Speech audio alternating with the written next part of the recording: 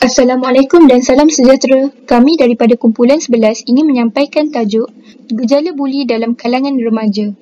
Siapa itu remaja? Remaja ialah sekelompok manusia yang berada pada fasa pertumbuhan atau perkembangan, di mana usia remaja adalah sekitar 12 hingga 21 tahun. Buli? Apa itu buli? Buli adalah tingkah laku yang agresif dalam bentuk fizikal atau psikologi. Selain itu, buli juga didefinisikan sebagai perbuatan yang menunjukkan kekuatan, menggertak atau mencederakan seseorang yang dilihat berkeadaan lemah berbanding si pelaku. Buli juga dilakukan secara berkumpulan atau secara individu. Siapakah pembuli dan mangsa buli?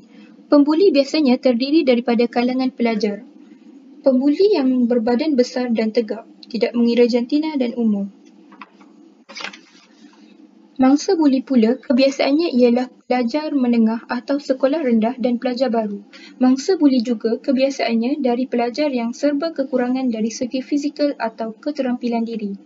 Pelajar yang berkelakuan sombong, angkuh dan sebagainya. Mangsa buli juga tidak mengira jantina dan umur.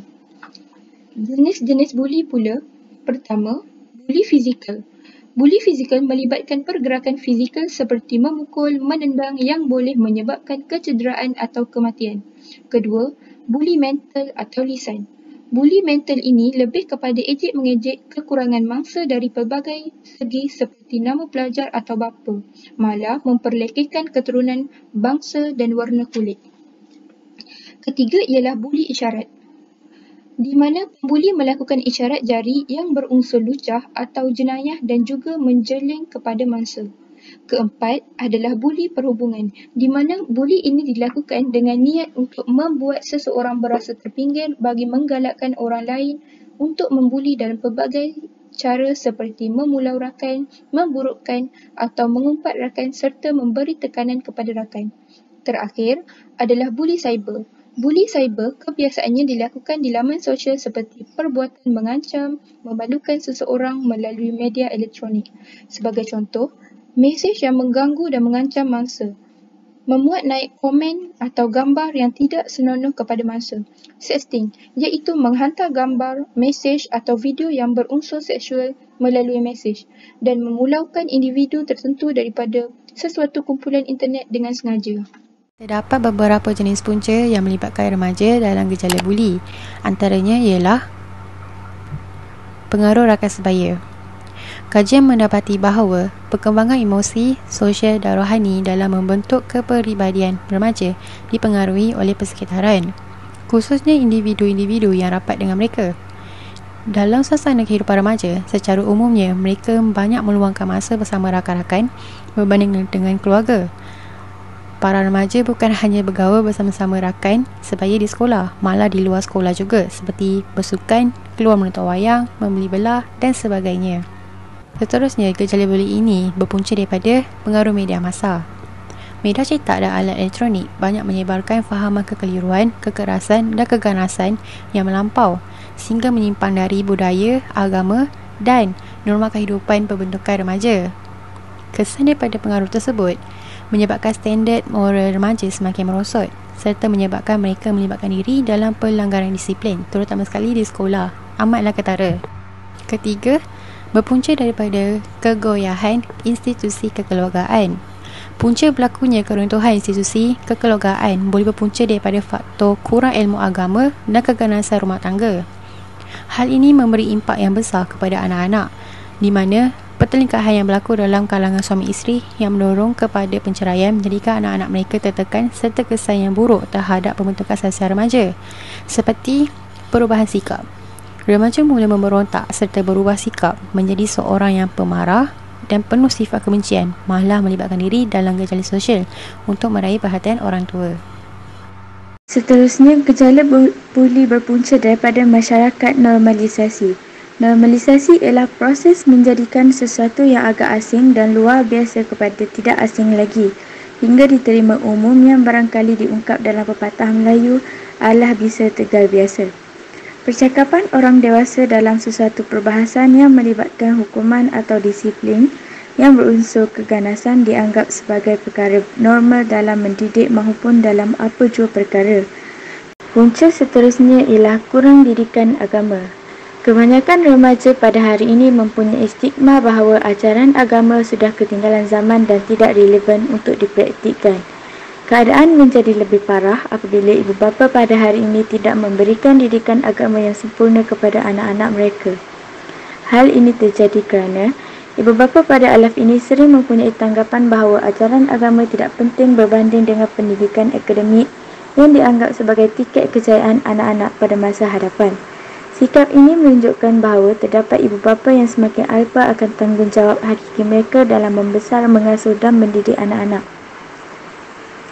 Tegasnya, didikan agama yang tidak mantap mampu mendorong kepada penularan gejala buli di negara ini.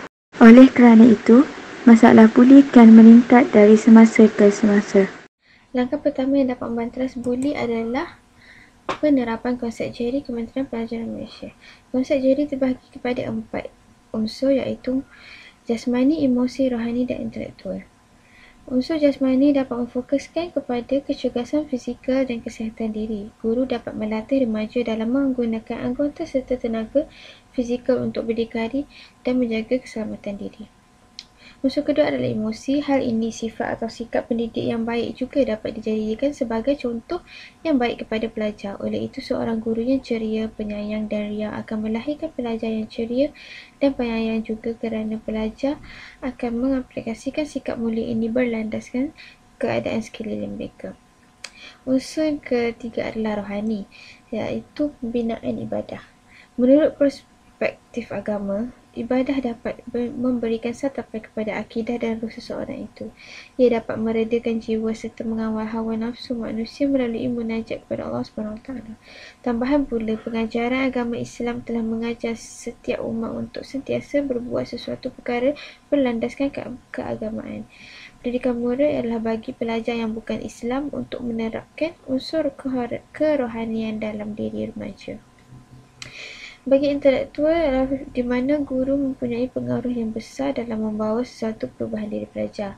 Hal ini wujud daripada cara didikan pelajar dengan ilmu yang bermanfaat supaya pelajar dapat membina remaja yang sentiasa memikirkan cara-cara memperbaiki dan memajukan diri untuk menjadi insan yang berguna untuk negara dan masyarakat. Pendidikan juga penting dalam menangani masalah ini seperti pendidikan moral, pendidikan Islam, pendidikan sivik dan sebagainya. Melalui pendidikan ini, para pelajar dapat memberi kesedaran dan mempelajari kebaikan serta menjauhkan gejala dari kurang baik. Pihak sekolah juga perlu memandang serius seperti menyediakan perkhidmatan kaunseling serta menubuhkan kelab pembimbing rakan sebaya dari kalangan pelajar. Pihak yang mengendalikan kaunseling akan lebih mengetahui cara-cara mengatasi dan mengawal tingkah laku pelajar yang bermasalah dengan mendengar luahan dan bekerjasama mencari jalan penyelesaian setiap masalah yang dihadapi oleh pelajar. Kedua adalah memperketatkan undang-undang.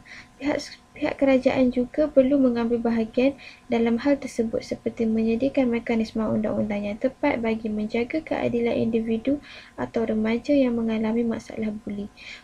Undang-undang di Malaysia juga tidak menyediakan hukuman yang sesuai untuk diberikan kepada pembuli cyber yang berumur bawah daripada umur majoriti. Dengan adanya undang-undang persekutuan berkaitan dengan isu buli ini dijadikan sebagai benteng keadilan dan perlindungan bagi mangsa-mangsa buli serta dijadikan sebagai amaran bagi pembuli untuk bertindak agresif.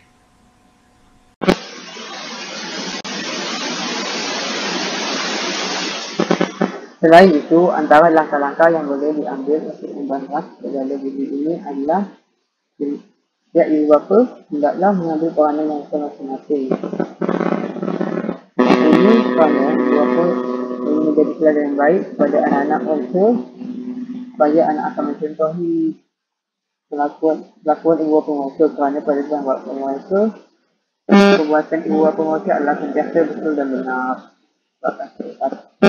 Jika ibu bapa menunjukkan sikap yang negatif, anak-anak juga akan terikut dan jadikan dia sebagai satu amalan dan budaya pada masa hadapan. Sebab satu terbatas, satu murid, anak unti. Aman pula sampai menyediakan kebendaan dan kehidupan dan sibuk bekerja bapa juga haruslah mengambil perhatian terhadap anak-anak masa di sekolah. Jika anak mereka terasa kurang kasih sayang, anak mereka akan mudah terjerumus ke gejala negatif seperti buli. Selain itu, pelajar juga harus berganding bahu dengan pihak sekolah. Pelajar yang menjadi mangsa buli haruslah berani mengambil tindakan dengan melaporkan gejala buli kepada pihak sekolah dengan segera agar masalah itu dapat diselesaikan dengan cepat mesti. Ini keadaan sekolah.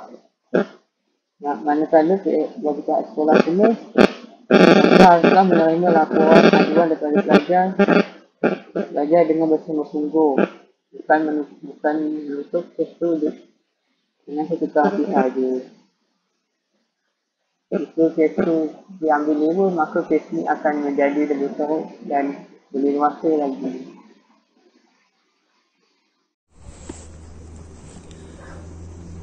Akhir sekali iaitu kesimpulan.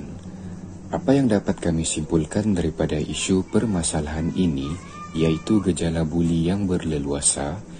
Isu permasalahan buli ini perlulah ditangani dengan kadar yang segera. Hal ini kerana jika gejala buli ini menjadi semakin serius, mangsa buli akan berdepan dengan pelbagai risiko termasuk kehilangan nyawa. Kami juga berharap agar semua pihak yang berkaitan dapat memberikan kerjasama bagi membendung permasalahan ini kerana kita tidak mahu generasi pada masa hadapan yang memimpin negara terlahir daripada generasi yang suka menindas orang lain untuk kepentingan diri sendiri. Sekian, itu sahaja daripada kami dari kumpulan 11. Assalamualaikum warahmatullahi wabarakatuh dan terima kasih.